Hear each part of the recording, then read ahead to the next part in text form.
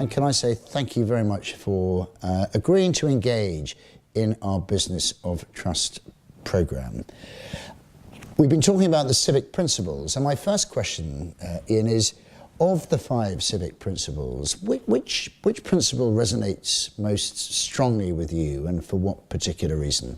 Well, Charles, good seeing you as well, and it's a great theme to be discussing today. And I think in my public life and in my professional life, integrity is a topic which comes up time and again, particularly from a leadership perspective.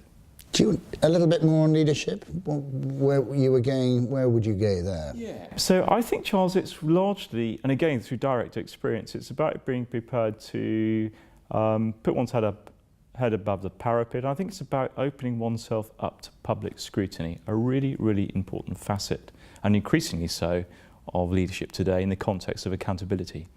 That is a very clear message. Thank you.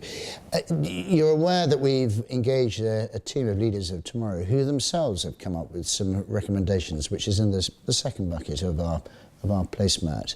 Keen to hear from you, Ian.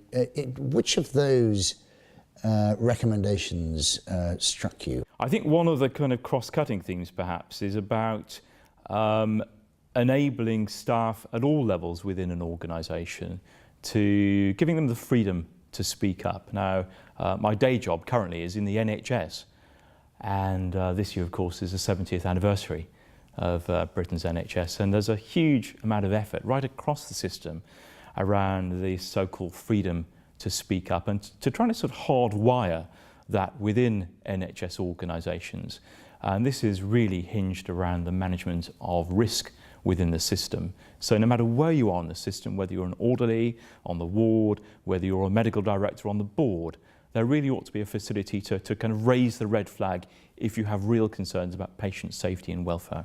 The trust agenda and trustworthiness, developing trustworthiness, is extraordinarily complex. But if there was a single recommendation that you would provide and present and recommend to the communities that you engage with around building trustworthiness and trust, what would it be?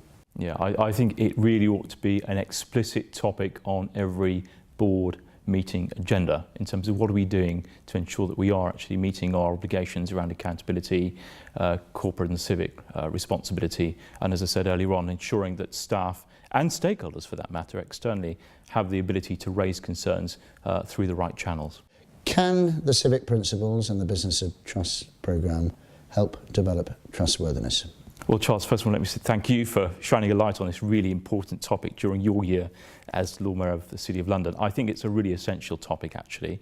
I think both in my civic role as Lord Mayor of Westminster, my corporate day job in the NHS, I think trust is an increasingly important topic. We see it all the time played out in the media, from a stakeholder point of view, from a staff engagement point of view. So you're absolutely onto something here, absolutely. Thank you. Ian, the Right Worshipful Lord Mayor of Westminster, thank you very much for engaging in our Business of Trust programme. Charles, pleasure. Thank you as well. Thank you very much.